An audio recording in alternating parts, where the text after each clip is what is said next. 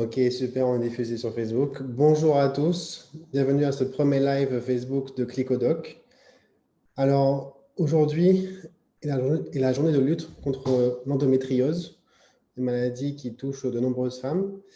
Nous avons voulu faire un live aujourd'hui avec deux personnes qui maîtrisent ce sujet. Donc, c'est la première fois qu'on fait ce genre d'événement. On souhaite le réitérer par la suite. Donc, surtout, n'hésitez pas à partager, à commenter, à poser vos questions en direct. On essaiera de transmettre le maximum des questions aux deux intervenants. Alors, aujourd'hui, on a Madame Dabon, qui est une patiente qui est atteinte d'endométriose, qui pourra partager avec vous son témoignage. Et on a Dr Quist, gynécologue obstétricien, qui maîtrise le sujet de l'endométriose, qui a suivi Madame Dabon pendant de très longues années, et qui pourront du coup ensemble partager, expliquer un peu ce qu'est l'endométriose et essayer de répondre à un maximum de questions et du coup vous aider, j'espère, dans la suite. Voilà. Donc n'hésitez pas à poser vos questions et je laisse la parole maintenant à Dr Quist et Madame Dabon.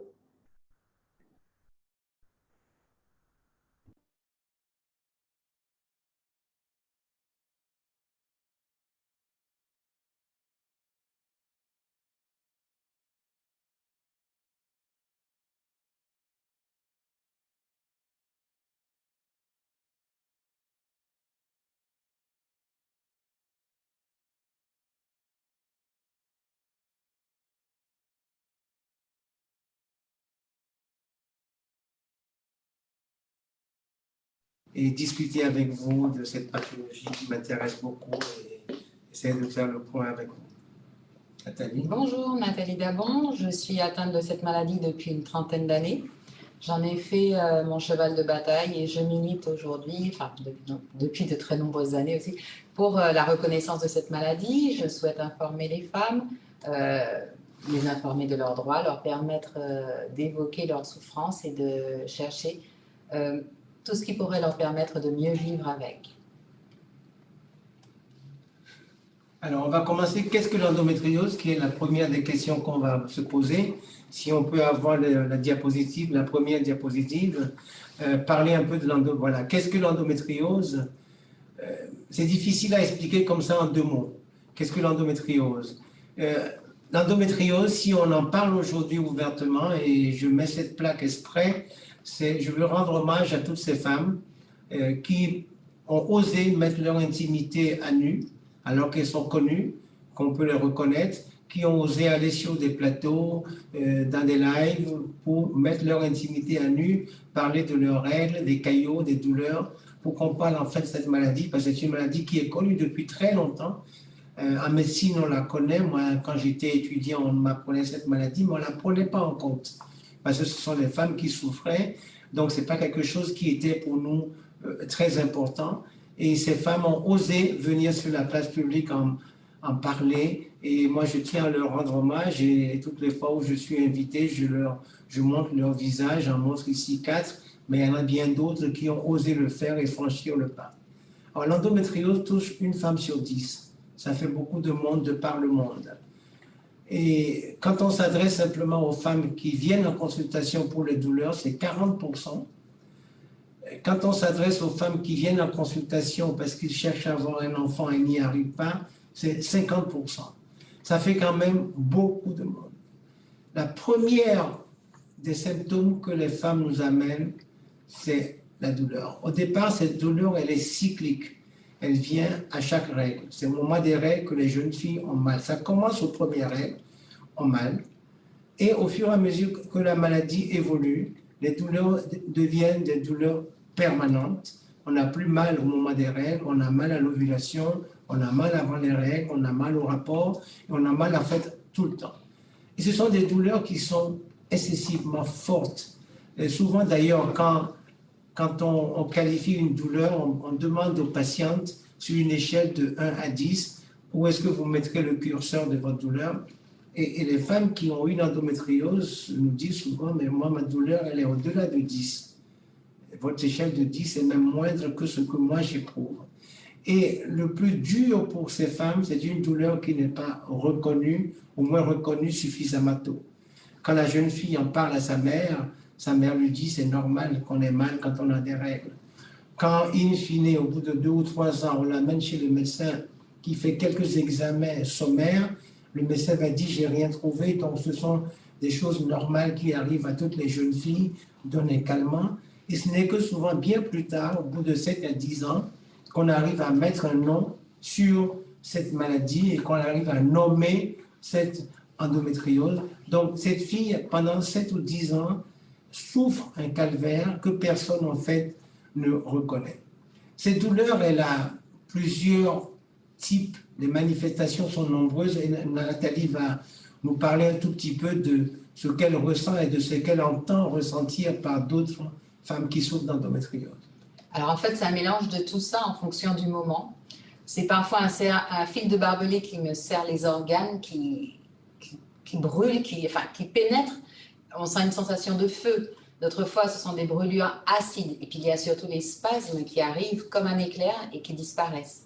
Et quand on essaie de me toucher, c'est comme un coup de poignard que je ressens. À d'autres moments, ça peut être une déchirure, comme quelque chose qu'on étire, mais qu'on étire à l'infini et qui se déchire doucement, mais douloureusement.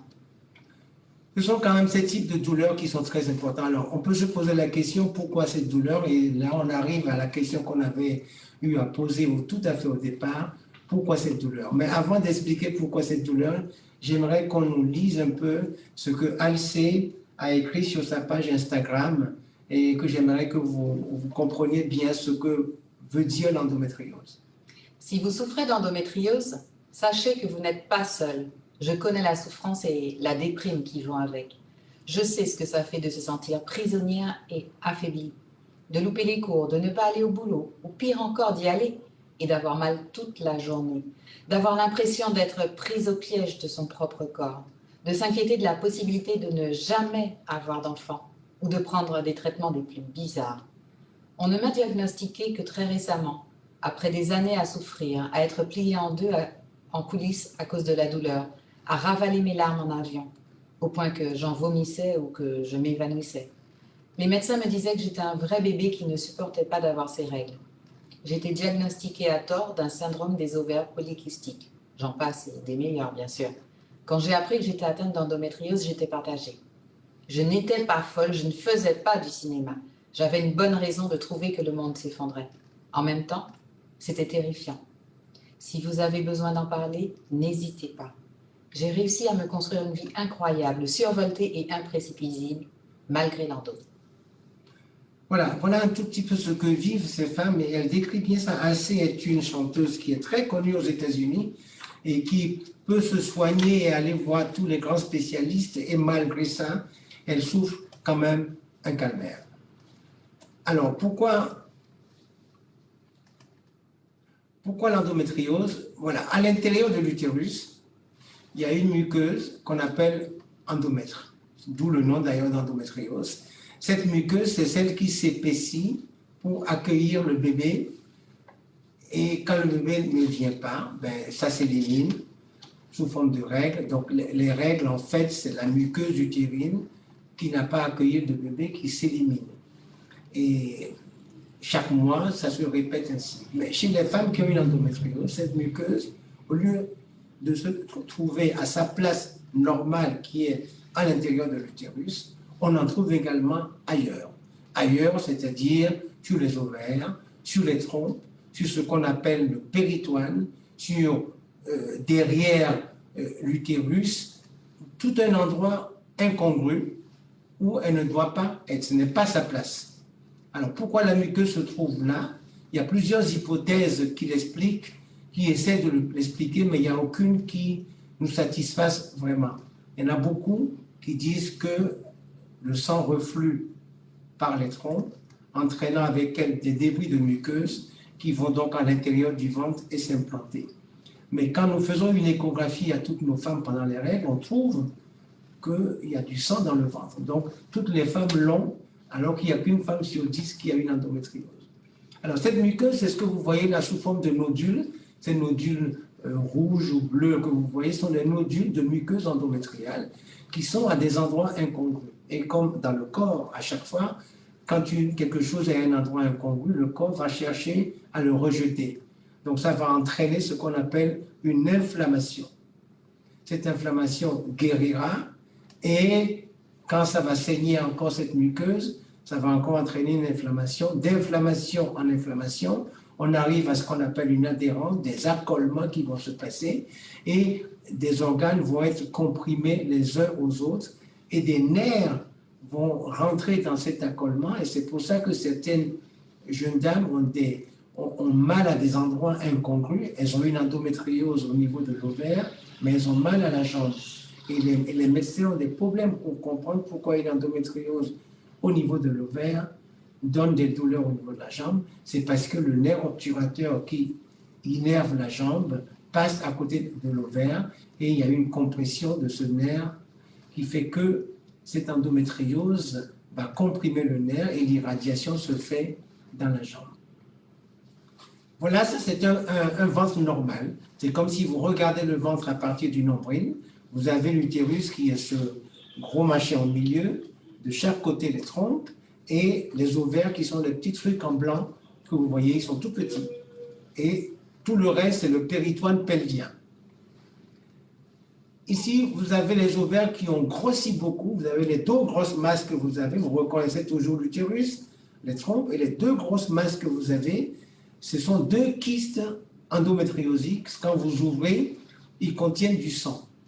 Et quand vous allez à un stade plus évolué, ce dont je vous parlais tout à l'heure, ces adhérences qui sont comme des espèces de filaments de colle qui vont coller les organes les uns aux autres et emprisonner ces nerfs. C'est ce que nous voyons à l'intérieur des ventres de nos femmes. L'endométriose, les nodules du moins, commencent d'abord par l'utérus, par les trompes, les ovaires, puis va évoluer au fur et à mesure, s'étendre en arrière vers le côlon, le gros intestin comme on l'appelle, vers le rectum et en avant vers la vessie, le système urinaire, et ça peut monter encore plus haut jusqu'au niveau du poumon en s'étendant ainsi et envahir tout l'espace. L'endométriose arrive au niveau du poumon, j'en ai parlé, et c'est une particularité que nous avons ici aux Antilles parce qu'on a des taux d'endométriose des poumons très élevés, sans qu'on ne comprenne pas très bien pourquoi. Est-ce que la pollution que nous avons aux Antilles explique ce taux très élevé? Pour l'instant, on ne sait pas encore, mais c'est probable. Les douleurs atypiques dont je vous parlais tout à l'heure, que certaines personnes nous parlent de douleurs au niveau de la jambe, insistent beaucoup dessus. Et nous, médecins, moi, jeune, quand j'étais plus jeune, je rigolais, je dis, mais elle est folle, cette femme. Ce sont des douleurs qu'on a des difficultés à reconnaître parce qu'on se dit, mais elle a quelque chose au niveau du bas-ventre et elle nous parle de douleur au niveau de la jambe. Il faut l'entendre. Et si j'ai un message à lancer aujourd'hui, à tout le monde d'abord et puis aux médecins et aux mamans aussi, quand une femme dit j'ai mal, il faut l'entendre. Nathalie va continuer par les autres symptômes de l'endométriose. L'endométriose cause de la fatigue, bien sûr, et affecte très négativement la productivité au travail. Une femme endométriosique éprouve beaucoup de problèmes relationnels. La fatigue en est souvent en cause. On se réveille le matin après avoir passé une nuit relativement longue et on est fatigué sans expliquer pourquoi. On n'a aucune énergie, tout semble être une montagne. Et bien sûr, au travail, on devient moins efficace. On est trop fatigué pour des tâches banales, on est moins efficace et on en vient à s'absenter. Et bien sûr, s'absenter, on devient un fardeau pour l'entreprise. Cela cause, comme je dis, des problèmes relationnels parce qu'on n'arrive pas à en parler. On est jugé par l'entourage. On est jugé parce qu'on souffre de quelque chose qui est invisible, qu'on ne peut pas qualifier, qu'on ne peut pas quantifier. Comme j'aime à dire, quelqu'un qui est tombé, qui a une grosse plaie, tout le monde s'est déjà écorché, tout le monde a déjà saigné du genou, donc on peut imaginer que ça fait mal.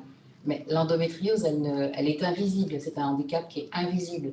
Donc pourquoi une femme souffrirait plus qu'une autre de quelque chose qui est somme toute normal? C'est forcément elle qui a un problème. Et cette incompréhension qui est ressentie, ces jugements qui proviennent de l'entourage, plongent cette femme dans la dépression. Et on associe à la dépression les migraines, la fatigue, l'insomnie et bien sûr la perte de joie de vivre parce qu'on se retrouve involontairement isolé on éprouve une réelle fatigue, une réelle douleur physique, mais aussi et surtout psychologique. Et encore, parce qu'il n'y a pas que ça malheureusement, la prise de poids. Là, c'est un véritable calvaire. On grossit, on maigrit, le ventre gonfle à certains moments. Et vous avez toujours dans l'entourage quelqu'un qui va vous dire « Mon Dieu, mais tu as grossi, il faut te prendre en main, tu as vu ?» Pour peu qu'il y ait une fête de famille et qu'on vous voit avec un petit morceau de gâteau, le seul que vous ayez pris en un mois, mettons, toujours la petite réflexion « Mais laisse le gâteau pour quelqu'un d'autre, tu devrais te surveiller, c'est pas bon pour toi, fais attention. » Et puis les migraines, ces fameuses migraines qui vous prennent la tête dans un étau, qui vous isolent, elles s'associent à l'anxiété que vous ressentez face à toute cette incompréhension, tous ces symptômes que vous ne comprenez pas, que vous ne maîtrisez pas. Et puis vous vous isolez. Et il y a une baisse de la qualité de vie parce que vous êtes moins invité, comme vous êtes toujours fatigué, vous êtes toujours de mauvaise humeur, vous vous plaignez de ce qu'on ne comprend pas. On arrête de vous inviter et on vous isole. Et la qualité de votre vie baisse parce que vous êtes trop fatigué, vous n'avez plus envie de faire semblant, vous en avez assez. Donc, vous n'y arrivez pas et vous vous isolez. Et quand on est en couple, eh bien, on voit aussi la baisse de la libido. Comment avoir envie d'être touché quand on a mal? Comment avoir envie de se laisser pénétrer? On a mal tout simplement, on n'a pas envie d'être touché, on a envie de rien. Et puis enfin, la perte de l'appétit, avec les ballonnements, comme je vous ai dit, le ventre qui gonfle, et puis ces fameuses nausées qui apparaissent au moment où on s'y attend le moins. Là, on l'a vu tout à l'heure, elle sait. Donc, cette endométriose, en fait, ce n'est pas simplement une maladie. Ce n'est pas une maladie qui touche simplement le corps physique. C'est une maladie qui touche également le psychisme. Docteur Quist, Oui.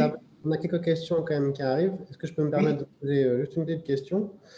Il y a une femme qui voudrait savoir si l'endométriose s'arrête à la ménopause. C'est une question intéressante, très intéressante. Alors, qu'est-ce qui s'arrête à la ménopause? Les douleurs cycliques s'arrêtent à la ménopause, puisqu'il n'y a plus de règles. Donc, à chaque règle, elle n'aura plus mal. Mais les autres, quand les nerfs sont comprimés dans un tissu d'adhérence, ça ne cesse pas. Donc, elle peut continuer d'avoir des douleurs à cause de ces nerfs qui sont emprisonnés dans ces faisceaux d'adhérence dont on a eu à parler tout à l'heure. Et elle va continuer de souffrir de tout ce cortège de symptômes dont on a eu à parler tout à l'heure, la fatigue extrême, la dépression, les migraines. Tous ces symptômes vont persister parce qu'elles sont liées à la maladie, une maladie qui ne guérit pas.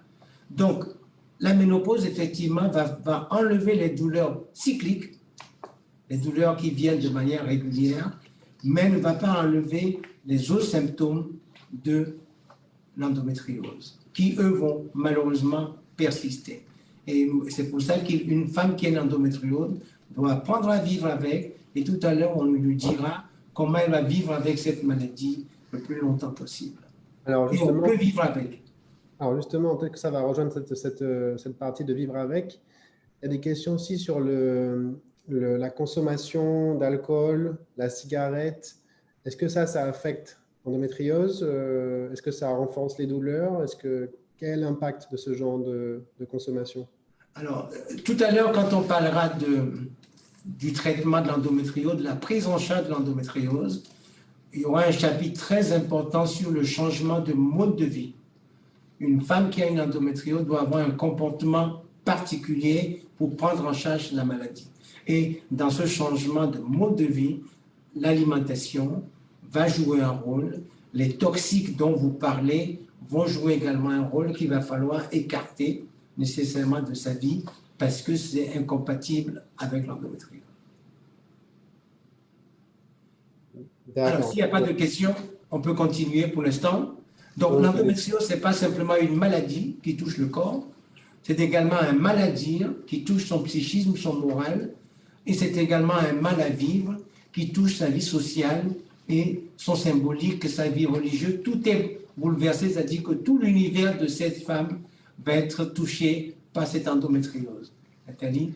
Alors, l'image de soi, l'espace intime, à travers l'image de soi. On a un corps qui est malmené, modifié par la maladie, par les opérations. un corps qu'on n'a pas envie de montrer, on ne peut pas porter certains vêtements, on grossit, on maigrit, donc ça affecte bien sûr l'estime de soi. Le couple et la famille en souffrent aussi, l'espace privé. Le couple, comment avoir des relations, comment offrir son corps quand on a mal, ce corps qui nous fait souffrir. Donc forcément, le couple est impacté et souvent, l'homme, le partenaire, ne comprend pas les douleurs que cette femme peut ressentir. Et puis les enfants, la famille, imaginez que vous prévoyez un anniversaire le week-end prochain. Vous êtes en super forme, tout est organisé. On habite à Fort-de-France, ça se passe à Sainte-Anne, donc il y a le trajet. On en fait des allers-retours, tout est organisé, tout le monde est invité. Et puis patatras, le samedi soir, la crise arrive. Et là, on est trop fatigué, on a des hémorragies, on n'a pas envie de voir de monde, on a mal partout, on est vraiment à mort, fatigué. Personne ne comprend. Hier, on était en forme, tout était organisé, puis paf, que faire? Au travail, les amis, l'espace social, eh ben oui, comme je disais, on est tout le temps fatigué, on est morose, on en a marre d'être jugé, on est fatigué, on ne comprend pas, eh ben, petit à petit, on s'isole, on n'est plus invité, on n'appelle plus, on appelle nous 2 fois, tu veux venir, on va sortir, etc. Non, je suis trop fatiguée, non, j'ai mal. Ah, mais tu as tout le temps mal. Bon, ben, ok, je t'appelle le week-end prochain. Et puis petit à petit, ben, on est oublié. Et comme on le disait tout à l'heure aussi, on est moins productif au travail.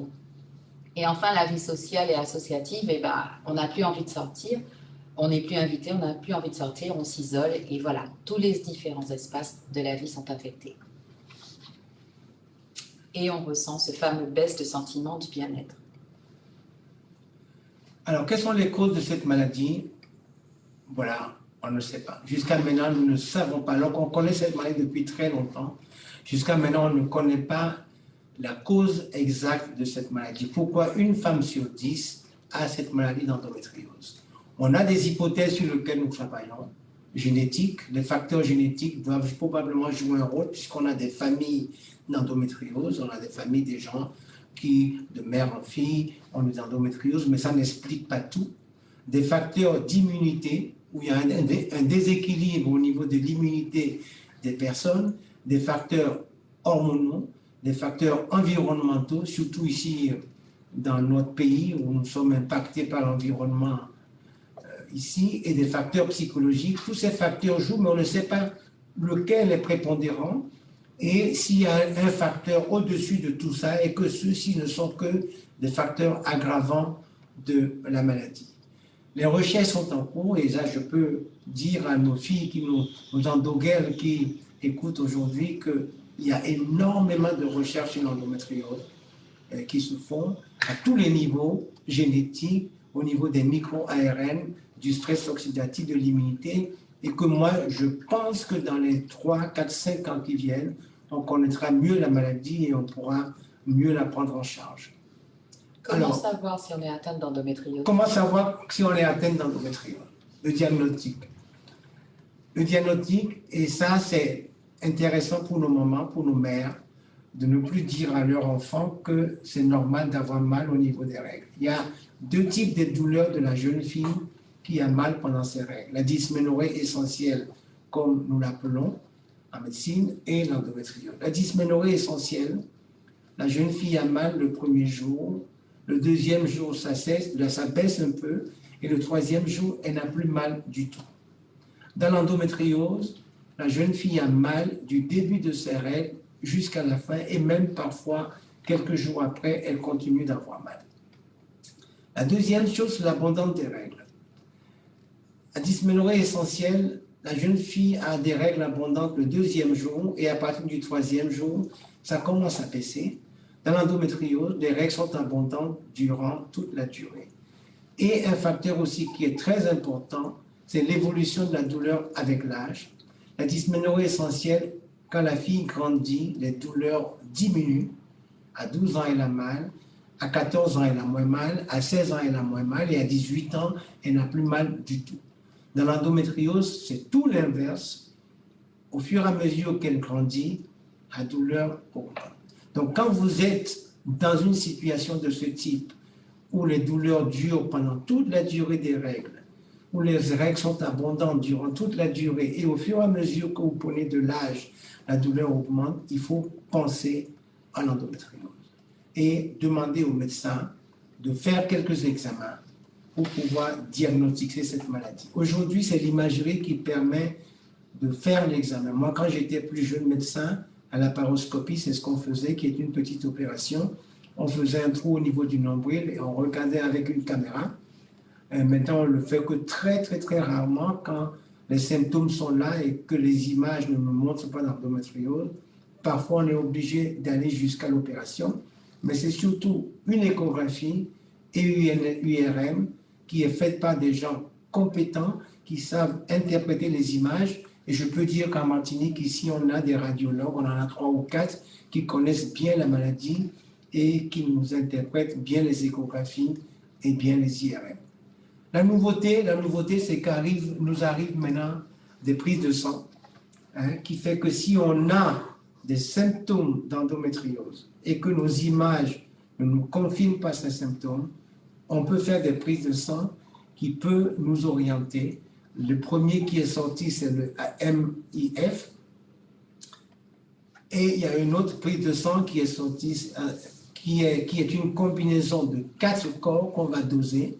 Et quand ces choses-là, quand tous ces 4 composants sont élevés, on peut avoir la certitude qu'il y a une endométriose et qu'il faut la chercher. Malgré tout, nous avons un retard de 7 à 10 ans pour arriver à diagnostiquer cette maladie. Pour quelles raisons? Pour bien des raisons, parce qu'on n'écoute pas la douleur des femmes. On la normalise trop. Donc, le message, je le redis à nouveau. Écoutons la douleur des femmes. Une femme qui a mal, ce n'est pas normal. Et deuxième raison, c'est que tous les examens dont j'ai eu à parler tout à l'heure ne voient que des lésions. Donc, il faut attendre que les lésions se constituent d'abord avant de le voir. Donc, quand vous faites une IRM chez une jeune fille de 12-13 ans, quand bien même elle aurait une endométriose, vous ne verrez rien parce qu'elle n'a pas encore eu le temps de constituer des lésions. Mais la prise de sang aujourd'hui va nous permettre peut-être de gagner du temps et d'aller plus vite. Alors, cette application est sortie il n'y a pas très longtemps, MyEndo App, qui permet, on répond à des questionnaires et à la fin, en fonction du nombre de points qu'on a, on vous donne une suspicion en disant vous êtes très suspect d'endométriose ou pas, et ça permet de faire quelques examens pour confirmer le diagnostic.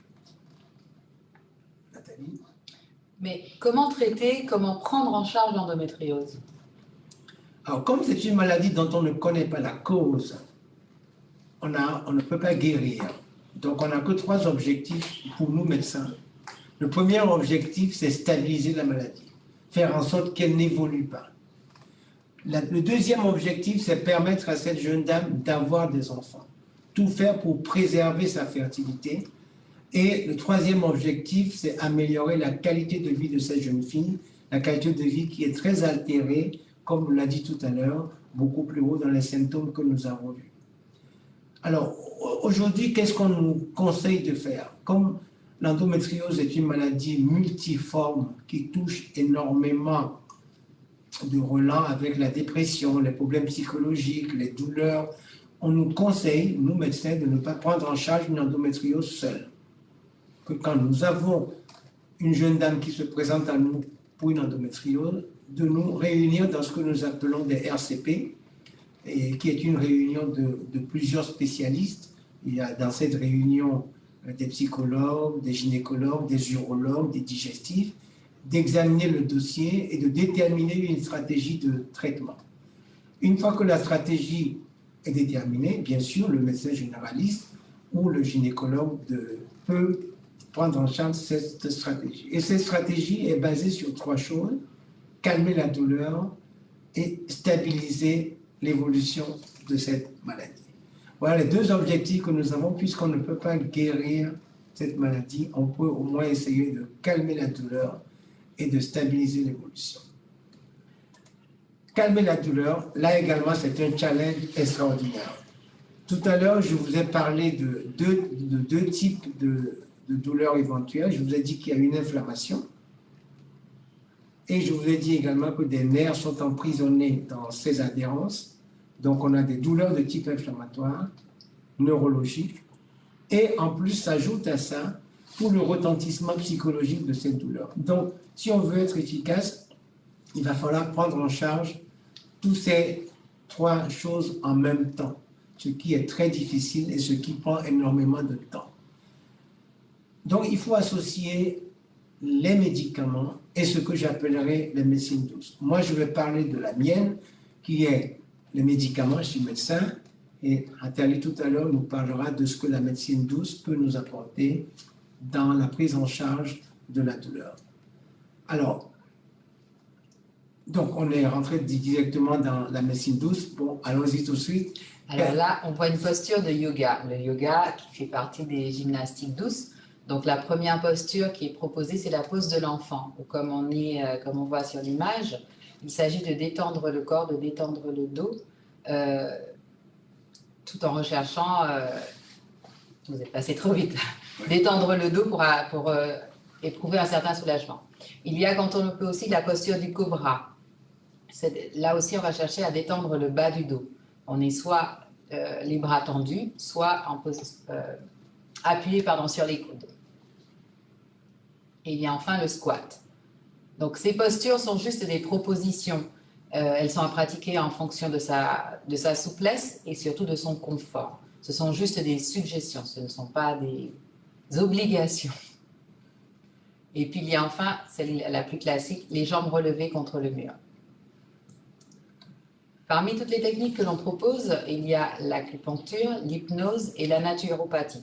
Il est important que pour chaque femme recherche les solutions qui lui correspondent. On le sait, il n'y a pas une endométriose, il y a plusieurs endométrioses. Donc c'est à chacune de rechercher tout ce qui peut lui procurer un bien-être. Certaines aiment échanger, discuter, d'autres aiment plutôt être soignées dans le secret médical, dans le secret d'un cabinet. Donc les propositions sont selon les ressentis. L'ostéopathie aussi peut jouer un rôle et les ostéopathes nous aident aussi quelquefois. Vas-y, Nathalie. Donc, oui, les ostéopathes nous aident par la compréhension de la maladie dans sa globalité. Ils vont appuyer à des endroits par digitopression, à des endroits où ça fait mal, et ainsi détendre les muscles, détendre les nerfs. Donc, comme on l'a vu tout à l'heure, il y avait le yoga, il y a aussi la danse et le sport.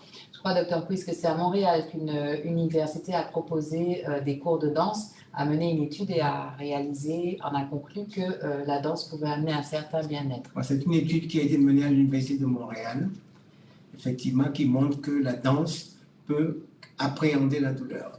Et donc, je disais, il y a le sport, donc à chacune de choisir celui qui lui convient. Moi, c'est le trail, c'est la course. Il y en a qui vont s'orienter vers la marche, vers la natation, ou encore, que sais-je. Et puis, il y a enfin les groupes de parole. Je trouve que c'est une solution très intéressante parce que quand moi j'ai commencé à souffrir de cette maladie, il y a une trentaine d'années, je n'avais personne à qui parler. Je n'avais personne avec qui échanger, à qui poser des questions. Aujourd'hui, sur les réseaux sociaux, on voit fleurir des groupes de parole et je pense que c'est très important d'y adhérer de façon anonyme ou pas, mais sortir de cet isolement par le biais des groupes de prière, de la méditation, mais en tout cas ne pas chercher à échanger pour comprendre, pour échanger des solutions, communiquer, bref, sortir de cet isolement dans lequel cette maladie peut parfois plonger. Donc, vous voyez que... Deux points, oui. Alors, du coup, ça va rassurer beaucoup de gens qui demandent par rapport au sport. Hein. Donc, du coup, faire du sport est recommandé, si j'ai bien compris. Le sport est recommandé parce que ça agit à plusieurs niveaux. Mais on va en parler tout à l'heure du sport, oui. Mais le sport est recommandé et il y a eu une diapo que nous avons fait exprès pour expliquer un peu pourquoi le sport est recommandé. Je pense qu'on le verra dans quelques minutes. Voilà. Et donc, au niveau des groupes de parole, est-ce que vous pourriez détailler un peu plus ou donner des groupes précis que les femmes pourraient aller consulter après cette conférence? Alors, sur il y a pas mal de groupes sur Facebook dédiés à l'endométriose. Sur Internet aussi. Il n'y a pas de groupe. Je ne vais pas prioriser un groupe par rapport à un autre. Ça dépend de l'orientation, ça dépend de la facilité de la parole. L'important, c'est de sortir de cet isolement. Donc, malheureusement, je ne peux pas en citer un plutôt qu'un autre. D'accord, mais elles peuvent rechercher endométriose Martinique, par exemple. Endométriose Martinique, sur Facebook, il y a des groupes intéressants. Bon, je vais quand même citer une page qui très riche en informations, c'est la page d'EndoGirl Do Boot. Et puis après, il faut chercher. Alors, donc c'est très intéressant qu'on commence par ça, parce que même si on vous propose une opération, même si on vous propose un traitement médical, il faut trouver dans tout ce qu'on vient de vous dire quelque chose qui vous convienne et qui vous aide à appréhender la douleur. Moi, médecin, ce que je peux vous proposer, ce sont simplement des médicaments pour calmer la douleur, tels que les anti-inflammatoires, les anti-épileptiques, et maintenant qu'on nous autorise le cannabis, le CBD, qui est également très intéressant et qui nous aide beaucoup. La deuxième chose pour nous, c'est stabiliser la maladie. Et le seul moyen aujourd'hui que nous avons pour stabiliser la maladie, c'est de diminuer les règles. Avant, on était sur la logique supprimer complètement les règles et on s'est rendu compte que les femmes supportaient mal cette suppression totale des règles. Les jeunes filles ne comprenaient pas pourquoi on arrêtait leurs règles et elles se demandaient est-ce que je pourrais faire un enfant un jour. Et maintenant, on diminue les règles en fréquence et en quantité. C'est-à-dire qu'on donne la pilule ou les traitements hormonaux pendant 3 mois, on arrête une semaine pour qu'elle ait des règles, on redonne encore 3 mois, ce qui fait que dans une année, elle n'aura que 3 fois les règles et qui permettent de stabiliser la maladie parce qu'on sait que moins on a des règles, moins la maladie évolue. Je donne juste ces 2 exemples. En Martinique, moi quand je suis arrivé ici en Martinique dans les années 72, 73, on voyait très peu d'endométriose parce que nos grands-mères faisaient 10 à 12 enfants, commençaient à 16 ans, finissaient à 40 ans, donc avaient très peu de règles dans l'intervalle. Donc le fait de ne pas avoir de règles faisait que une femme sur 10 qui avait une endométriose ne manifestait pas la maladie. Il y a une autre étude qui a été publiée aux États-Unis il n'y a pas très longtemps, en 2010, où on a pris 150 jeunes femmes de 25 ans et on a fait faire une IRM à toutes ces jeunes filles.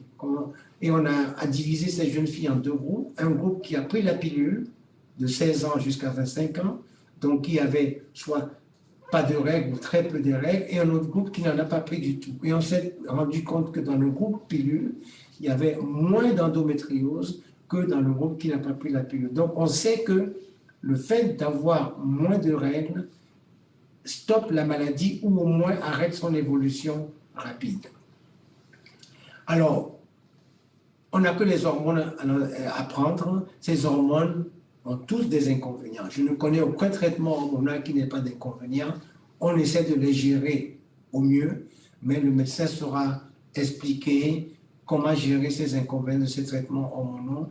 Et ce que je peux dire, c'est qu'ils ne donnent pas le cancer, s'ils font prendre un peu de poids, s'ils font saigner de temps en temps, mais ils n'entraînent pas de maladies plus graves que cela.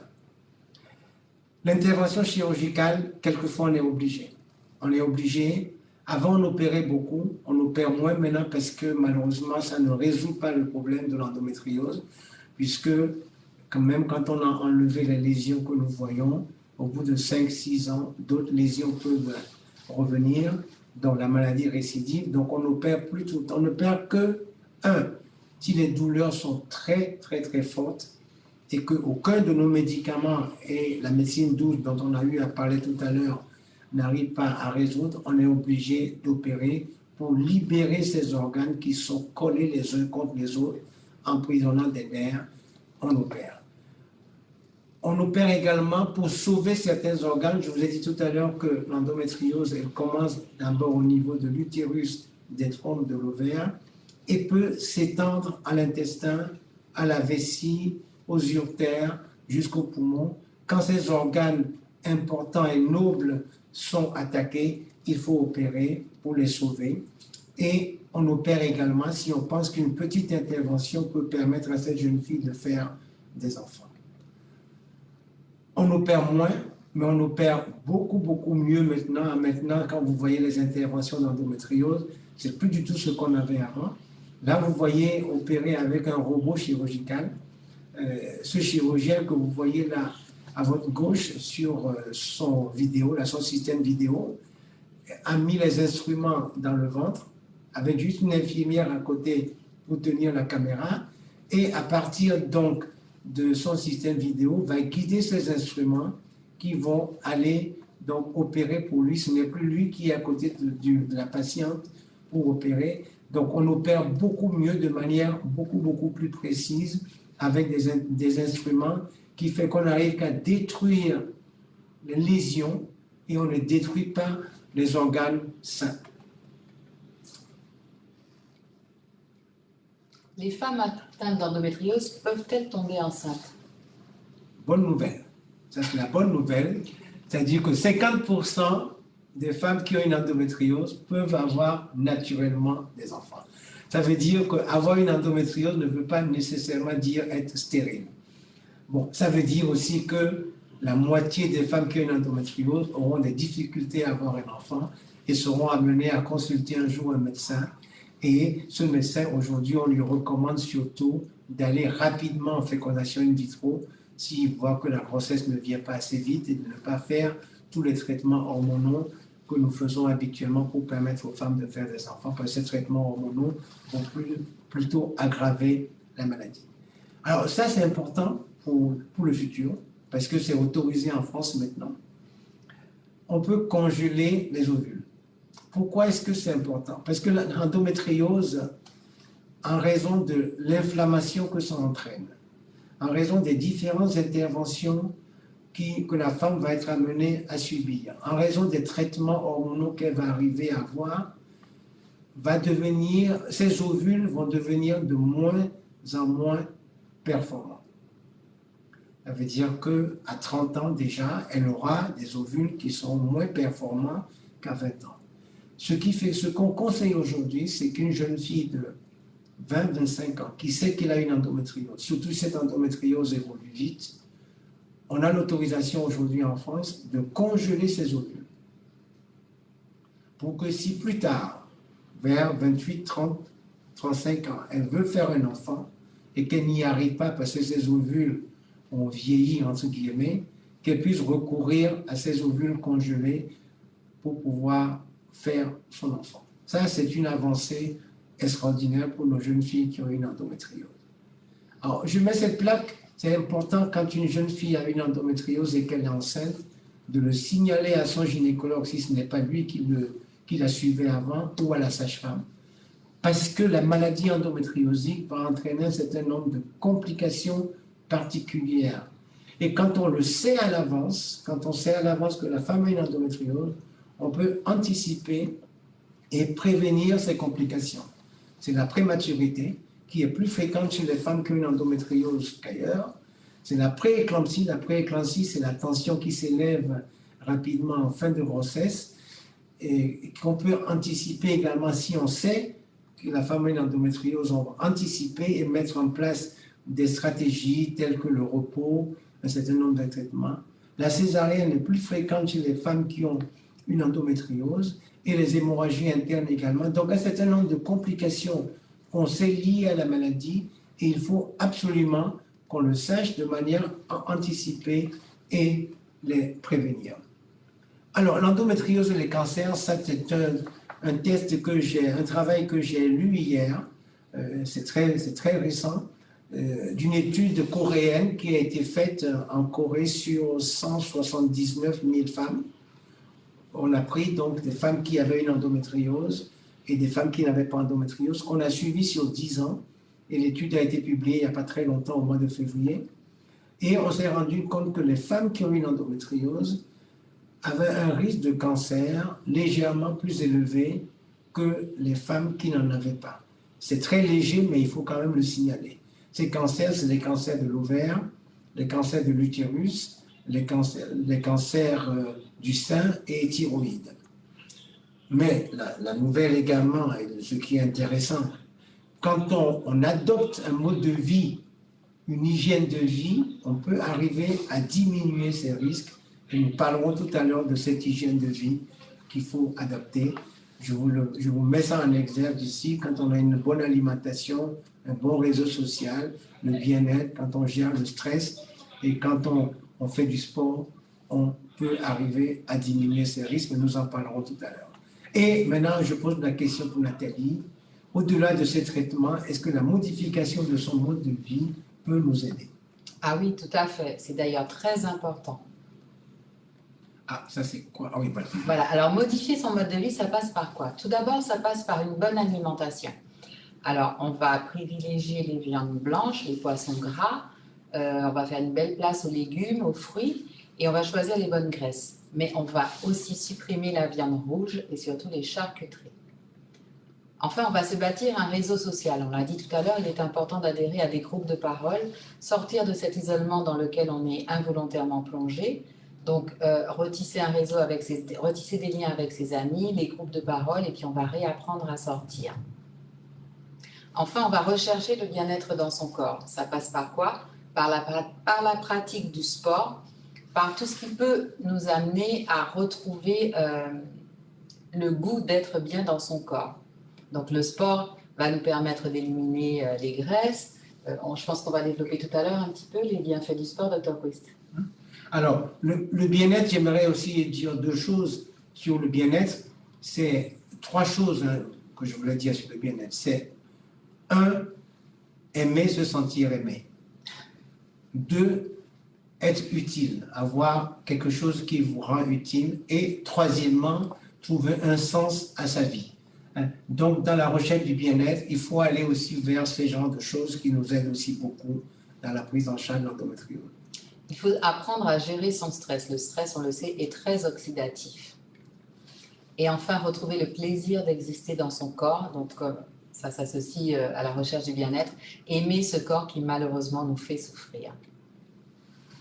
L'alimentation... On en a parlé tout à l'heure. Voilà. On en a parlé, donc on va citer donc deux études qui ont été faites. Voilà, tu peux les citer. La première qui nous montre que les antioxydants sont aussi efficaces que les traitements hormonaux avec tous les effets secondaires qu'on connaît. Donc, dans la prise en charge de la douleur, oui. Là, c'est quelque chose d'important que les antioxydants sont aussi efficaces que les traitements hormonaux. Et enfin, puis les polyphénols. Oui, les polyphénols aussi, bien sûr. Qu'on retrouve dans les fruits. Voilà. La question qui était posée tout à l'heure, puis-je faire du sport? Oui, 3 fois oui. Donc, l'Université de Montréal l'a prouvé en 2019 à travers cette étude qui a montré que danser peut permettre d'apprivoiser la douleur. Alors, une question que je te pose, Nathalie, est-ce qu'il faut aller en boîte souvent? Oui, mais sur prescription médicale. Ok, je saurais le faire. On a l'exemple de Sandrine Gruda, qui est une basketteuse de haut niveau et qui, elle aussi, est atteinte d'endométriose. Donc, c'est dire que oui, on peut faire du sport avec cette maladie. Et alors, est-ce qu'il y a des sports de prédilection qui ont plus d'effets? Est-ce qu'on sait? Oui, nous y arrivons.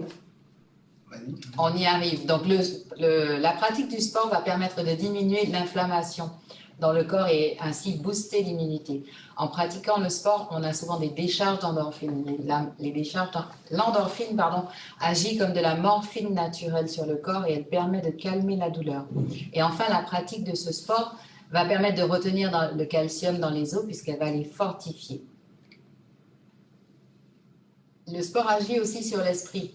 On améliore l'image de son corps puisqu'on le tonifie, on l'affine et on améliore ainsi l'estime de soi puisqu'on peut remettre des vêtements, on redevient regardable entre guillemets et on arrive ainsi à éprouver un bien-être social, un bien-être corporel, social et spirituel. Corporel, on l'a vu puisqu'on réapprend à aimer ce corps. Social parce qu'on intègre des groupes de sport, que ce soit en salle ou à l'extérieur.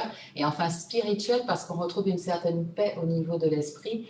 On retrouve cet accord avec ce corps qu'on avait un petit peu oublié. Quel sport vous demandait-on? Eh bien, j'ai envie de dire celui dans lequel on se sent bien. Moi, c'est le trail, c'est la course nature. Et il est important d'adapter l'entraînement. Alors, je vais parler de moi. Il y a des fois où je suis en pleine forme, je peux courir une vingtaine de kilomètres sans difficulté. Et à d'autres moments, j'ai mal ou je me sens fatiguée. À ce moment-là, je vais me contenter de 5 kilomètres. 5 kilomètres, mais en sachant que j'ai passé un pacte avec moi-même. Quand j'irai mieux, je ferai plus. Donc là, je ne vais pas bien, j'accepte de faire mince. Je l'avais cité tout à l'heure, il y a des pratiques plus douces, comme le yoga, la gym douce, qui permettent un renforcement musculaire. Et puis, il y a aussi des sports d'endurance, comme la marche, et puis aussi la course à pied. L'important, c'est de trouver la pratique qui nous convient. Moi, je ne suis pas très natation, j'aime bien nager de temps en temps, mais je préfère la course. Je ne suis pas très yoga, il y en a qui seront plus à l'aise avec quelque chose de plus doux. Moi, j'ai besoin de me faire mal, entre guillemets, pour reprendre quelque part le contrôle sur ce corps qui me fait souffrir. Donc, c'est vraiment au choix. L'essentiel, c'est d'en pratiquer. Alors, on a quand même des questions à ce sujet. Donc, est-ce qu'il y a des sports à éviter? Est-ce qu'il y a des fréquences? Est-ce qu'il faut faire tous les jours? Est-ce qu'il faut faire une fois par semaine? Est-ce qu'il n'y a pas de règle? C'est vraiment par rapport à, comme vous avez dit, par rapport à son corps, on s'écoute? Ou est-ce qu'il y a quand même des choses qu'on peut recommander pour… En principe, la maladie n'impose aucune, du moins, limite au sport qu'on doit faire. Vous avez vu tout à l'heure la basketteuse qui est un sportif de très haut niveau et qui a pu faire du basket de très haut niveau avec son endométriose. Donc, la maladie en elle-même n'impose rien. Ce qui va imposer, c'est d'abord son corps. Quand on a été opéré plusieurs fois, quand on a des adhérents, des cicatrices qui font mal, quand on fait du sport, il faut écouter son corps, écouter les limites que le corps nous fixe et adapter son sport aux limites que le corps nous impose. Voilà, c'est ce qui est le plus important. Oui, ce qui est important, c'est de trouver ce dans quoi on est bien. Je ne suis pas une cycliste. Je vais peut-être essayer d'aller faire du vélo, mais si ça ne me plaît pas, je ne vais pas continuer. Par contre, moi, c'est la course à pied. C'est quelque chose que j'aime me dépasser. Je suis bien. Donc, comme je disais, je suis bien, je peux courir une vingtaine, trentaine de kilomètres, mais quand je suis fatiguée, ben, ça sera simplement 5. Mais en tout cas, j'essaye d'être régulière parce que quand je pratique, quand je cours, j'arrive parfois à oublier certaines douleurs. Mon attention sera fixée sur quelque chose d'autre. Et en fait, je vais bouger. C'est ce qui est important. Bouger pour essayer de se sentir bien, ne pas être sédentaire. Voilà. On a des questions aussi pour les femmes qui demandent, est-ce que en faisant tout ça, il y a quand même un moment où on arrive, on n'a plus de douleurs ou au final, on aura toujours des douleurs? On aura toujours des douleurs à un moment ou à un autre. Ce qui est important, c'est d'apprendre à vivre avec cette maladie. Il est important de retrouver, de chercher ce qu'on peut faire, ce qui nous fait du bien pour arriver à cohabiter avec elle. Je pense que je parle de mon expérience, c'est ce que j'ai réussi à vivre, à faire aujourd'hui. Quand j'ai mal, ben, j'accepte d'être au repos, mais quand je vais bien, je bouge. Donc voilà, c'est trouver cet équilibre pour pouvoir mieux vivre avec. Oui, c'est ça qui est très important à savoir. C'est une maladie qu'on ne guérit pas encore. Et il faut trouver quelque chose qui vous permette de vivre avec, de diminuer la douleur. Et nous savons que le sport va vous permettre de prendre en charge cette douleur et de la diminuer. Elle ne va pas la supprimer. Donc, c'est quelque chose qu'il faut intégrer dans sa vie. Tout à l'heure, l'image qu'on vous a montrée, qu'on va remontrer tout à l'heure, les 5 choses qu'on vous a montrées, je le répète à dessein, une bonne alimentation, réseau social, rechercher le bien-être, éviter le stress ou gérer le stress et se retrouver dans son corps. Ces 5 choses-là, il faut les associer et il faut les faire. C'est ça qui va vous aider, en plus des traitements et des interventions éventuelles qui vont être faites, il faut les associer pour vous aider à gérer votre maladie. Et puis une chose que je voudrais rajouter, faire du sport, c'est aussi une petite victoire sur soi-même.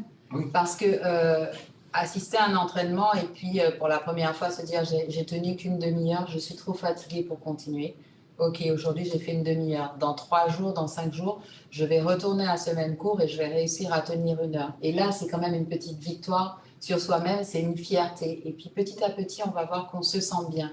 Et puis, on va arriver à repérer ces moments où on n'est pas bien. On va accepter de faire une demi-heure, mais parce qu'on aura à cœur de faire la prochaine fois une demi-heure. Et une demi-heure supplémentaire, jusqu'à faire 1 heure, peut-être 2 heures. Mais l'essentiel, c'est trouver la régularité et puis trouver ce qui nous permet de nous sentir mieux. Très bien. Alors, on va parler un peu de l'école et du travail, très brièvement. Une enquête a été menée et qui montre que 64% des patientes en ont parlé à leur employeur, 25% ont proposé un aménagement de poste, 20% en ont subi des conséquences négatives. Ce qui est difficile dans l'endométriose, c'est d'avouer cette maladie, parce que quelque part, même si on en parle de plus en plus, elle reste taboue. Et puis, c'est pas glamour de parler de ces règles. Alors, on a des employeurs qui sont compréhensifs et d'autres qui le sont moins. La question se pose aujourd'hui, doit-on en parler? À votre avis? Puisque 20% quand même en subissent les conséquences négatives, je pense qu'il faut en parler pour le médecin du travail qui peut vous aider. Si vous avez la chance d'en avoir dans votre entreprise, il faut lui en parler et par son biais, probablement, vous allez pouvoir trouver un accord avec votre employeur. À l'école, il y a une étude qui a été faite récemment dans un collège anglais où on a vu que pratiquement les 3/4 des filles expérimentent la douleur des règles, mais il n'y a que 8% qui connaissent l'endométriose. C'est une question. Voilà, 8%, et pourtant un grand nombre souhaitent connaître, en savoir plus pour l'endométriose. Et c'est pour ça que nous démarrons une activité actuellement et nous pensons que nous continuerons pour aller beaucoup plus loin. Nathalie va nous raconter notre expérience. Alors, une question d'abord ou on continue? Oui, alors j'ai une question par rapport justement aux entreprises. Donc, est-ce qu'il y a quand même des recommandations pour le ou la chef d'entreprise qui reçoit un employé qui lui parle de cette endométriose? Comment il ou elle doit réagir de son côté justement par rapport au poste de travail, aux aménagements à réaliser? Est-ce que vous avez quand même des conseils à ce sujet qui peuvent être du coup donnés aux chefs d'entreprise? Je pense que l'échange doit être fait avec le médecin du travail qui est à même excusez-moi, de suggérer ses recommandations en termes d'aménagement de poste, parce qu'il y a quand même le secret médical qui doit être respecté. Donc, en parler, dire qu'on souffre de cette maladie, mais à quel degré, Dr. Wist, on doit dire qu'on souffre? Il y a deux choses qu'on peut obtenir si on arrive à dialoguer avec son employeur. L'aménagement de son poste de travail, si on estime que son poste de travail nécessite, parce qu'on a mal aux jambes, parce qu'on a mal au ventre, parce qu'on a mal au dos, parce que l'un des problèmes de l'endométriose, c'est qu'on a mal au dos, qu'on puisse vous donner un poste de travail qui est compatible avec votre maladie, ça, je pense qu'on peut l'obtenir. On peut obtenir également les absences, parce que la femme qui a une endométriose va être absente souvent à cause des douleurs, souvent également à cause des rendez-vous chez le médecin, à cause des petites interventions qui seront amenées à faire de temps en temps. Donc, il faut que l'employeur comprenne ces absences qui vont venir très souvent et de manière répétée. Et puis, également, il faut penser également à aménager son temps de travail. Cette femme est fatiguée, nous avons parlé tout à l'heure de la fatigue, et parfois, il faut arriver à obtenir un allègement du temps de travail, 1 heure en moins, arriver 1 heure avant, après, ou partir 1 heure avant, qui sont des aménagements que l'employeur peut vous permettre d'avoir. Alors, quelquefois, on est obligé de passer par ce qu'on appelle la MDPH, qui est cet organisme qui s'occupe des handicaps, et ce n'est pas un dossier, c'est un titre purement individuel. Et quelquefois, si on n'arrive pas à obtenir ce qu'on veut, la MDPH peut vous aider en vous donnant un certificat de handicap et que votre employé est en ce moment-là obligé de respecter. Mais ce qui est très important à dire pour nos patients, ce n'est pas, quand vous allez à la MDPH, ce n'est pas la gravité de la maladie qu'il faut mettre en avant. C'est votre handicap qu'il faut mettre en avant. Donc, parce que c'est un organisme qui est fait uniquement pour les patients handicapés. Donc, les conseils à donner, d'abord, à l'intérieur de l'entreprise, en parler avec son employeur. Deuxièmement, la médecine du travail peut aider et permettre de régler ce problème à l'intérieur de l'entreprise. Quand vous n'y arrivez pas, passez par la MDPH, qui également peut vous trouver une solution. Oui, mais l'employeur, elle demandait comment l'employeur doit accueillir. Quel conseil on peut donner à un employeur? Moi, je l'aurais orienté vers la médecine du travail, lui proposer d'avoir un échange avec le médecin du travail pour savoir comment organiser le travail de cette personne au sein de l'entreprise. Je pense que c'est une bonne solution. Et puis après, avoir un entretien avec cette personne, cette salariée, pour savoir de quoi elle aurait besoin. Et puis certaines grandes entreprises ont des organismes qu'on appelle le comité d'hygiène. Oui, le CHSCT. Voilà. Donc ça aussi, ça peut aider à pouvoir organiser le poste de travail. Mais tout ça doit se faire dans le secret, selon le secret professionnel. Bien sûr, bien voilà. entendu. Alors justement, pour aller plus loin dans le respect du secret professionnel, il y a aussi une question dans le travail par rapport aux collègues. Il y a par rapport à l'employeur, mais par rapport aux collègues. Est-ce que vous conseillez d'en parler aussi aux collègues ou pas forcément, ou comment on peut envisager cette dynamique? Moi, je pense que ça dépend de la relation qu'on a avec ses collègues. C'est quand même quelque chose qui est très personnel. Tout est relatif parce qu'on peut avoir d'un côté des gens très réceptifs qui vont comprendre et d'un autre côté des gens qui sont totalement fermés à cette chose, qui vont penser que c'est personnel, qu'on n'a pas à en parler. Donc, en fait, tout dépend des relations qu'on a avec son entourage. Mais l'expérience me montre, à moi en tout cas, l'expérience me montre que c'est une maladie qu'on cache rarement, qu'on a des difficultés à cacher. Et qu'à un moment donné, tôt ou tard, en raison des douleurs qui arrivent brutalement au travail, en raison des absentéismes, en raison de la fatigue, en raison de certain nombre de choses, autour de soi, on arrive à soupçonner quelque chose. Et vous êtes obligé d'en parler à vos collègues que, bon, j'ai cette maladie-là. À mon avis, je pense que c'est la meilleure des choses, c'est à un moment donné, si vous avez des relations cordiales avec vos collègues, c'est de leur en parler, de leur parler surtout de ces symptômes des douleurs au dos, des douleurs aux jambes, du fait que vous serez absent souvent et du fait également que vous êtes fatigué, surtout en fin de journée ou en début de journée, et que vous êtes très fatigué et que c'est lié à la maladie. Ce n'est pas parce que vous êtes, comme tu dis si bien, chochotte, mais parce que c'est lié à la maladie elle-même. Donc, il faut que dans son entreprise, on comprenne cette maladie et qu'on sache que cette maladie a des répercussions et qu'on vous aide à aménager votre espace de travail, votre poste de travail et votre temps de travail pour que vous puissiez continuer de travailler. À l'école, donc on était à l'école que 8% simplement de nos jeunes enfants connaissent l'endométriose et bon, on s'est mis en tête d'aller maintenant dans les collèges et lycées. Et Nathalie va raconter notre expérience d'il y a 15 jours à peu près. Oui, il y a quelques semaines, nous avons été sollicités par le lycée Acajou pour animer une conférence sur l'endométriose à l'attention des élèves de seconde. Cette conférence s'est déroulée dans le plus grand silence. On nous a religieusement écoutés et j'ai noté que beaucoup de garçons étaient intéressés. Ce qui nous amène à parler, on y va maintenant, de la place de l'autre dans la maladie. L'homme, oui, vas-y. L'homme est souvent absent lors des consultations, il est souvent démuni face à cette maladie. On a appris, si on remonte au temps de la préhistoire et même au fil des temps, on a appris à un homme à être fort, musclé, c'est lui qui va chasser, qui revient avec le repas, c'est lui qui s'occupe de sa famille, qui prend soin de tout, il est à même de faire face à n'importe quelle situation, il est fort, il est costaud. Et pourtant, face à cette maladie, il se trouve démuni, il ne la comprend pas, il ne la voit pas. Et il voit sa partenaire souffrir et il ne comprend pas. Alors, il y en a qui ressentent beaucoup de colère, d'inquiétude, parce qu'ils remettent en cause l'avenir de leur couple. Si elle ne veut plus avoir de rapport, si elle s'isole dans son coin, c'est que forcément elle a quelqu'un d'autre, c'est que forcément je ne suis pas à la hauteur, qu'est-ce que je peux faire? Je ne peux pas la toucher. Je ne peux rien faire, mais qu'est-ce qui se passe en fait?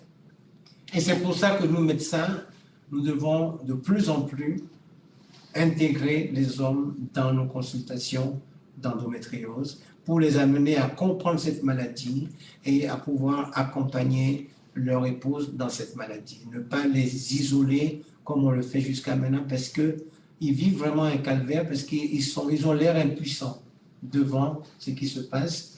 Et quand la femme va en consultation, elle revient, elle n'ose pas non plus dire tout ce qui a été dit à la consultation. Parce qu'on n'arrive pas à verbaliser en tant que femme, on n'arrive pas à trouver des mots, c'est déjà difficile à encaisser. Donc, expliquer à un homme qui ne ressent pas de douleur de règles ce que ça peut être, on a souvent honte de tout ce sang qui s'écoule et on ne sait pas comment dire, quoi faire. Au moment des rapports, Oui, On y arrive. Au moment des rapports, c'est particulièrement difficile pour la femme parce que la pénétration est douloureuse, mais avant d'arriver jusque-là, on a un tel rejet de son corps que comment accepter d'offrir à l'autre ce corps qui nous fait souffrir? Comment l'autre peut avoir envie de ce corps que moi je rejette? C'est assez complexe, assez paradoxal, pourtant c'est le nœud du problème. Quand tu parles, là, ça me revient à l'esprit ce tableau de Frida Kahlo que tu aimes bien, où elle a fait une fausse couche et puis elle a peint un tableau à ce moment-là où on la voit sur un lit dans une clinique à New York, clinique Mayo, où on la voit quelque part, son utérus est accroché au mur, son ventre est ailleurs, son petit bébé qu'elle pensait avoir est ailleurs, c'est-à-dire ce corps qui est complètement éclaté, et le sport permet justement de réunir tous ces corps éclatés, de pouvoir offrir dans la sexualité. Je ferme la parenthèse de Frida Kahlo et on va parler donc de la sexualité, l'impact sur la vie sexuelle. Alors, il y a 5 choses qui vont impacter la vie sexuelle. Il y a tout d'abord la dyspareunie. C'est quoi la dyspareunie? C'est la douleur pendant les rapports. C'est quand le rapport fait mal, que ce soit au début, pendant ou après. Voilà. Il y a l'impact des traitements sur le corps. Tous ces traitements qui vont donc supprimer la sécrétion hormonale, le fait de supprimer les hormones. Or, on sait que les hormones jouent sur le désir sexuel. Donc la baisse de la libido. Voilà. Il y a la perturbation de l'image du corps, ça c'est très important. Oui, parce que ce corps, on a grossi, on a maigri, on a été opéré, il y a des cicatrices. On rejette ce corps finalement. Et il y a les problèmes relationnels.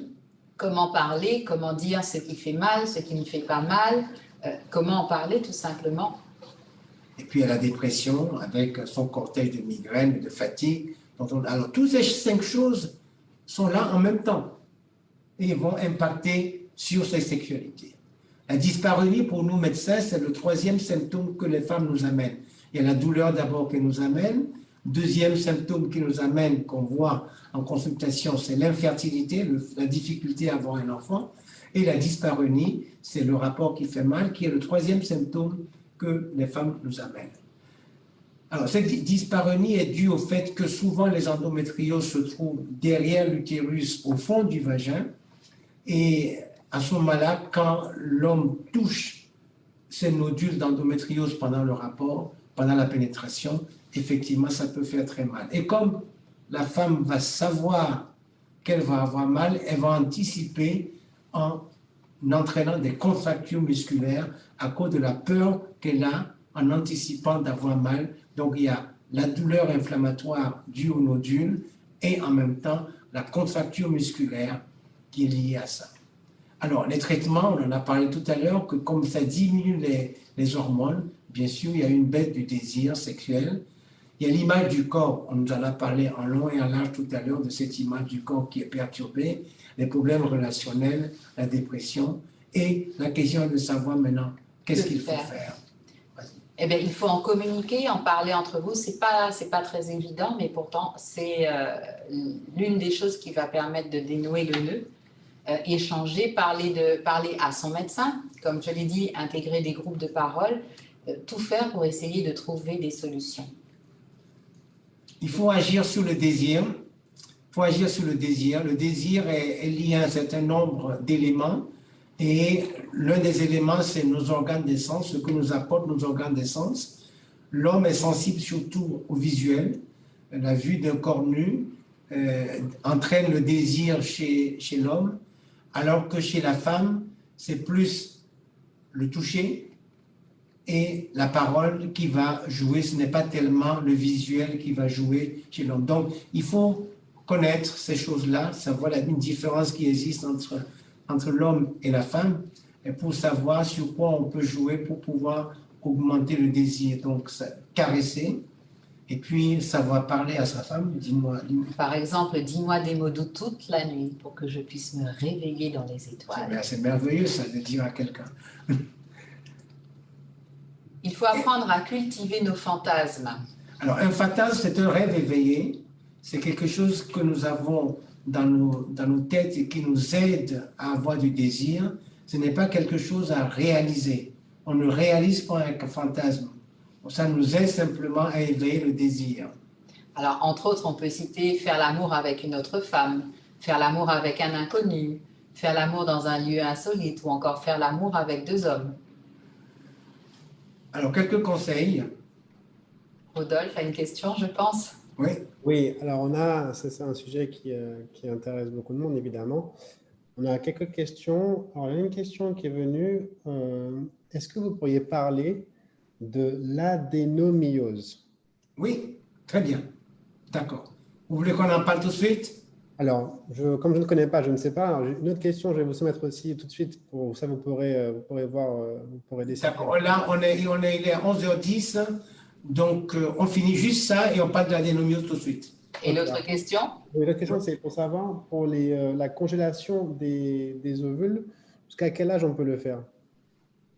D'accord. OK, je note ces 2 questions, je réponds tout de suite. D'accord. Après. D'accord.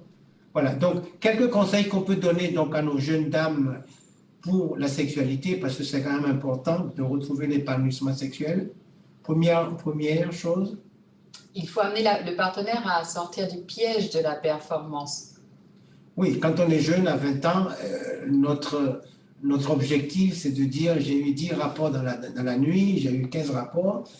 Pour une femme qui a une endométriose, c'est pratiquement intolérable et insupportable. Donc, il faut chercher plus le dialogue dans le désir et le plaisir plutôt que dans la répétition de cet acte. Faire quelque chose pour qui vous permette à vous deux de vous sentir bien plutôt que de transformer le lit dans un stade olympique. Ça, on va passer ça. Il faut prolonger autant que possible les préliminaires. Voilà. Tout à l'heure, on avait parlé des contractures musculaires. Hein? On appréhende d'avoir mal, on anticipe d'avoir mal et les muscles du périnée vont se contracter. Et bien entendu, quand ça se contracte, la pénétration est douloureuse. Le fait de prolonger les préliminaires vont permettre un relâchement de ces muscles et permettre d'avoir des rapports. Il faut donc apprendre à relâcher son périnée. Bien sûr. Et le kiné peut vous aider à vous le faire, quelques exercices qui permettent donc de relâcher le périnée. Et puis, il est important de trouver les positions qui ne font pas mal. Voilà. Et ce sont les positions où c'est la femme qui contrôle la pénétration et le rythme. On peut citer la position de la cuillère, je pense que les images sont très explicites, la position de l'andromaque inversé, l'amazone. Il y en a qui nécessitent un peu de souplesse, par exemple debout face à face, la levrette allongée ou encore la position du lotus. Voilà, c'est vraiment des conseils. Hein. Voilà, ce sont toutes des positions où c'est la femme qui va guider le rythme et la pénétration, dire jusqu'où j'ai mal et jusqu'où je m'arrête. Et ça, c'est très important. Alors ça, on va passer ça parce que les images parlent d'elles-mêmes, donc on ne va pas trop insister dessus. Et Dr Chris, vous allez nous dire où en sommes-nous à la Martinique? Non, alors puisqu'on a fini avec ça, avant d'arriver où en sommes-nous à la Martinique, on va parler d'abord des 2 questions qu'on nous a posées. Qu'est-ce que l'adénomiose? Et la deuxième question? Jusqu'à quel âge peut-on congeler? Voilà, c'est ça. Alors, qu'est-ce que l'adénomiose? C'est une maladie qui est cousine de l'endométriose. C'est la même chose à peu près, mais qui est cousine. L'endométriose, c'est quand ces nodules d'endomètre se trouvent vraiment à l'extérieur de l'utérus. Quand ça se trouve sur les troncs, les ovaires, quand ça se trouve sur l'intestin, le rein et les poumons, etc. L'adénomiose, c'est quand les nodules d'endométriose vont pénétrer dans le muscle utérin. Donc, c'est limité simplement à l'utérus, mais au lieu de tapisser simplement l'intérieur de l'utérus, les nodules d'endométriose vont pénétrer dans le muscle utérin et dans le muscle utérin également. Ils sont à un endroit incongru, c'est-à-dire qu'en ce moment-là, ils vont saigner, ils vont entraîner une inflammation, exactement comme s'ils se trouvaient dans le péritoine. Pourquoi? C'est une maladie. Donc, on va voir ces muscles utérins qui vont grossir, surtout en période des règles, va se gonfler de sang parce que ces muqueuses se trouvent à l'intérieur, vont faire mal. On va avoir des saignements très, très importants. On va avoir des douleurs aussi en dehors des règles parce que ça va entraîner donc des fibroses à l'intérieur du muscle utérin et ça va sécréter un corps chimique qu'on appelle le PA1 qui va entraîner donc des douleurs, plutôt des douleurs permanentes. Le traitement est différent des autres traitements, c'est-à-dire que dans l'adénomiose, malheureusement, les traitements hormonaux classiques marchent très peu. Ça marche mal. Quand vous donnez la pilule ou quand vous donnez les progestatifs de synthèse qu'on donne habituellement pour bloquer les règles, ça ne marche pas très très bien. Alors, dans l'adénomiose, on peut proposer des stérilés hormonaux. Ça marche une fois sur deux. Une fois sur deux, on est obligé de l'enlever parce que ça entraîne des saignements abondants, mais une fois sur deux, ça marche, et quand ça marche, c'est tant mieux.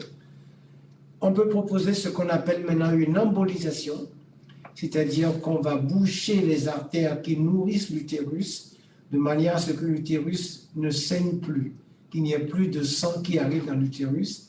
Malheureusement, cette embolisation va également diminuer la fertilité. Donc, on n'a pas de solution miracle pour l'adénomiose et in fine, quand la femme arrive à 40 ans, 45 ans, 50 ans et que les douleurs persistent et qu'on n'a pas de solution, c'est les rares cas où on est obligé de faire une hystérectomie, c'est d'enlever l'utérus. C'est les rares cas où on est arrivé aujourd'hui, où on arrive à faire cette intervention qui est quand même assez lourde. Alors, donc, voilà l'adénomiose. L'adénomiose, c'est une endométriose qui se trouve à l'intérieur du muscle utérin lui-même. Justement, maintenant, la congélation, oui. Alors, oui, justement, on a un commentaire qui rejoint ce que vous venez de dire, en fait, d'une femme de 47 ans qui a justement un stérilet Mirena et elle a toujours les douleurs et on lui propose justement une hystérectomie. Donc, elle se demande en fait voilà, s'il y a d'autres solutions ou si c'est vraiment la solution finale. Alors, c'est soit l'embolisation ou l'hystérectomie. C'est l'un ou l'autre. Il faut qu'il en discute avec son médecin gynécologue. L'embolisation, on gagne l'utérus ou l'hystérectomie. Alors, dans quel cas on choisit l'hystérectomie? On choisit l'hystérectomie quand, en plus de l'adénomiose, il y a un fibrome qui est en même temps. Parce que c'est deux maladies qui vont ensemble. On a l'adénomiose et en même temps, il y a l'utérus qui est grossi avec un gros fibrome. Alors, garder cet utérus n'a plus d'intérêt. Donc, on préfère aller vers l'hystérectomie. Mais quand c'est une adénomiose isolée et qu'il n'y a pas de fibrome, on peut proposer une autre alternative qui est une embolisation. 47 ans, elle ne recherche plus d'enfants, donc l'embolisation peut être une alternative à condition qu'il n'y ait pas de fibrome associé. Quand il y a un fibrome associé, il vaut mieux aller vers l'hystérectomie. Alors maintenant, la question qu'on nous a posée, c'est la question de la congélation des ovocytes. L'intérêt de la congélation des ovocytes, c'est de congeler les ovocytes quand on est jeune, de manière à ce qu'on puisse faire des enfants avec des ovules jeunes. Donc, aujourd'hui, on propose la congélation des ovocytes à des jeunes femmes de 20-25 ans qui ont une endométriose et qui n'ont pas envie de faire des enfants tout de suite et qui veulent le faire plus tard parce qu'ils n'ont pas encore fini leurs études, n'ont pas encore trouvé de mari, etc. Leurs conditions ne leur permettent pas de faire des enfants. Donc, on peut congeler les ovocytes. Ça, c'est la première indication de la congélation des ovocytes. La deuxième indication de la congélation des ovocytes, c'est quand on prévoit de faire une opération dont on sait qu'ils vont nuire aux ovaires. Quand, par exemple, l'intervention va être très lourde, où on va enlever beaucoup de coques ovariennes, parce que l'endométriose a envahi beaucoup de coques ovariennes, qu'on va être amené à dévasculariser, c'est-à-dire à enlever tous les vaisseaux et tous les nerfs qui se trouvent au niveau de l'ovaire, et qu'on sait qu'à la fin de l'opération, les ovaires ne vont plus fonctionner comme il faut, on propose également, avant l'opération, de congeler les ovules, et ça à n'importe, que ce soit à 30 ans, 32 ans, 35 ans, de congeler les ovocytes avant cette opération et de pouvoir faire une fécondation in vitro avec ces ovocytes congelés. Donc, deux indications. Un, quand on est jeune et on ne veut pas faire un enfant tout de suite et qu'on a une endométriose dont on sait que ça va évoluer vite, Et deuxièmement, quand on va subir une intervention très, très, très lourde et qu'on pense que les ovaires vont être atteints, on congèle avant d'y aller. Alors, Où en sommes-nous à la Martinique? où en sommes-nous à la Martinique? À la Martinique, est-ce que nous avons plus de patients atteints d'endométriose à la Martinique? Pour l'instant, on ne sait pas. On est en train de faire une étude actuellement, une étude épidémiologique pour permettre de savoir est-ce que nous sommes dans le cas d'une femme sur 10 ou est-ce qu'on n'a plus d'endométriose. Notre impression, c'est qu'on en a plus, mais ce n'est qu'une impression. Il faut qu'on fasse une étude pour pouvoir bien comprendre si on en a plus ou pas. Observons-nous des particularités dans l'évolution de cette maladie? Là, la réponse, je dirais oui. Oui, oui, oui, 3 fois oui. Pour quelle raison? 2 choses. On n'arrive pas à lire, mais je vais vous le lire. Alors, j'ai écrit quelque chose dans ces 2 plaques, mais malheureusement, la transformation en PowerPoint et en Apple ne permet pas de le prendre en compte, mais ce n'est pas grave. Je le connais par cœur, je vais pouvoir le lire. On a fait 2 constats en Martinique pour les endométrioses que nous voyons ici dans notre île. Le premier constat, c'est que nous avons des taux d'endométriose graves plus importants qu'ailleurs. C'est-à-dire en France, quand on voit les statistiques de la France hexagonale, le taux d'endométriose, c'est à peu près 2%, endométriose grave, je parle, et sévère. C'est les images que je vous ai montrées au début avec ces adhérences, ces accolements. C'est 2% des femmes. Ici, en Martinique, nous avons l'impression qu'il y en a beaucoup, beaucoup plus. On est autour de 10 à 15%. Et ce constat, ce n'est pas nous seulement qui l'avons fait, c'est tous les collègues donc, de la Martinique et puis surtout nos collègues de la France métropolitaine qui opèrent nos femmes, nos jeunes dames qui nous le font également. Et la deuxième chose que nous avons en Martinique ici, c'est que ces endométrioses sévères et graves arrivent à des âges plus jeunes. On a des jeunes filles de 28-30 ans qui ont des endométrioses au stade 4 sévères, qu'on ne voit pas du tout en Europe, où on les voit surtout dès l'âge de 40-45 ans par là. À votre avis, y a-t-il un lien entre chlordécone et endométriose? Je dirais que c'est fortement probable, parce que ce pesticide est un perturbateur endocrinien, et nous savons que le perturbateur endocrinien joue un rôle dans le développement de l'endométriose. À votre avis, peut-on se faire suivre à la Martinique? Alors, je dirais oui, et je mettrai un petit mais à côté. Alors, je vous montre ce tableau qui me permet de répondre à ce oui mais. Le diagnostic aujourd'hui peut être fait à la Martinique. Peut être fait parce que nous avons des radiologues, des échographistes qui savent mieux interpréter les images et qui nous donnent un diagnostic très, très, très fiable. Aujourd'hui, on n'a pas encore ces réunions dont je vous ai parlé tout à l'heure de RCP qui nous permettent d'établir une stratégie où plusieurs spécialistes se réunissent autour d'un dossier pour analyser le dossier et établir une stratégie. On n'a pas encore formalisé ces réunions RCP en Martinique encore pour l'instant. Il y a un centre d'endométriose qui a été ouvert à la MFME et nous allons essayer progressivement de faire pour que ce centre organise des réunions RCP pour que nous puissions présenter nos dossiers d'endométriose et pouvoir définir une stratégie. Le suivi peut être fait en Martinique ici et la prise en charge des médecines douces dont on a parlé tout à l'heure peut également être fait en Martinique ici. Le suivi peut être fait même par les généralistes. Actuellement, à l'URML, nous essayons de sensibiliser un certain nombre de généralistes par des formations que tu fais avec moi et d'autres, par des formations, de les sensibiliser à l'endométriose de manière à ce qu'un certain nombre de généralistes puissent également suivre, une fois que la stratégie est définie, suivre nos jeunes patientes qui ont une endométriose. Et les chirurgies complexes qui parfois durent 3 ou 4 heures, où il faut passer beaucoup de temps, où plusieurs chirurgiens passent, les urologues vont passer, les gastro-entérologues vont passer, les gynécologues vont passer. Ces chirurgies, jusqu'à maintenant, c'était non, on ne pouvait pas le faire en Martinique parce qu'on envoyait nos patientes en Europe, en France métropolitaine pour le faire. actuellement, le centre de la MFME fait venir une équipe de Lille qui fait ses interventions ici à la Martinique. Donc, ça évite que nos jeunes filles se déplacent en France avec tous les problèmes de logement que ça pose et que l'opération puisse être faite ici. Donc, je pense que 2 fois par an, à la MFME, ils organisent des séries opératoires où une équipe de Lille vient faire ce type d'opération complexe ici.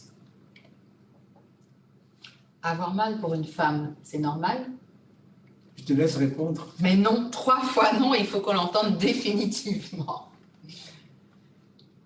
Si tu t'absentes de l'école ou du travail à cause des douleurs intenses lors de tes règles, si tu limites tes activités à cause des douleurs pelviennes, si tes symptômes sont accompagnés de troubles digestifs, d'inflammation et de périodes de grande fatigue, si c'est atteint de tes proches, même tes médecins te disent que c'est normal, non, ce n'est pas normal. J'aimerais que tu nous lises la 3e page. Voilà, de ça, pour terminer. T'es chiante, t'annules toujours. Nous sommes toujours désolés de devoir annuler des plans, surtout au dernier moment. Mais l'endométriose ne nous donne pas son agenda. Elle arrive quand elle souhaite, et nous en sommes les premières victimes. Alors, ne nous culpabilisez pas. C'est la maladie qui est chiante, pas celle qui la porte. Voilà, c'est ça l'endométriose. C'est une maladie, un mal à dire et un mal à vivre.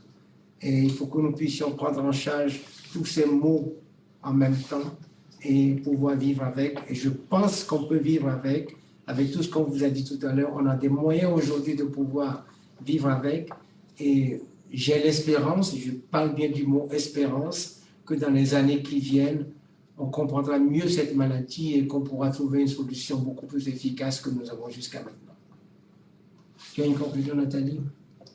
Alors moi, j'ai un message d'espoir. Oui, Rodolphe? Non, allez-y. Quand j'ai commencé à souffrir de cette maladie il y a une trentaine d'années, on n'en parlait pas.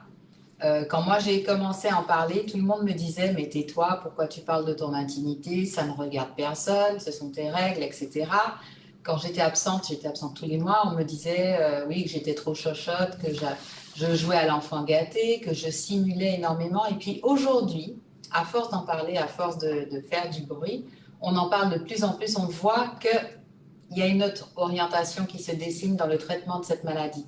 Donc j'ai envie de croire que dans les années à venir, tout ce qu'on aura fait aujourd'hui portera ses fruits.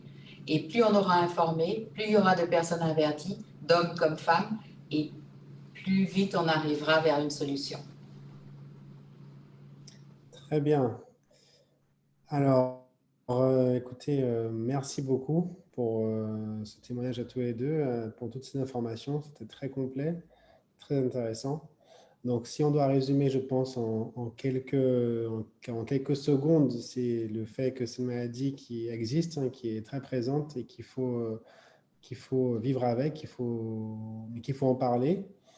Il faut essayer de faire un changement d'alimentation, de faire du sport. Voilà, c'est vraiment on va dire, avoir une hygiène Faire de tout vie ce qu'on qui peut permet. pour apprendre à vivre avec.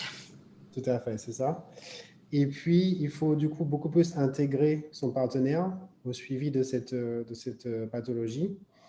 Et puis surtout, en parler avec des groupes de parole, essayer de s'intégrer pour vraiment développer la connaissance de cette maladie autour de nous et que ça soit pris en compte par tous, par l'employeur, par les collègues, etc. Oui, voilà. Eh bien, écoutez, merci beaucoup. On a eu pas mal de messages, beaucoup de gens qui vous remercient. Donc, merci à ceux qui nous ont suivis aussi pendant ce live. Et bon, le live sera rediffusé sur Facebook. Donc, en tout cas, si vous avez des questions, encore une fois, n'hésitez pas à les poser. Mais encore une fois, merci Dr. Quist, merci Madame Dabon. Et puis, écoutez, on va s'arrêter là. Merci beaucoup. Merci.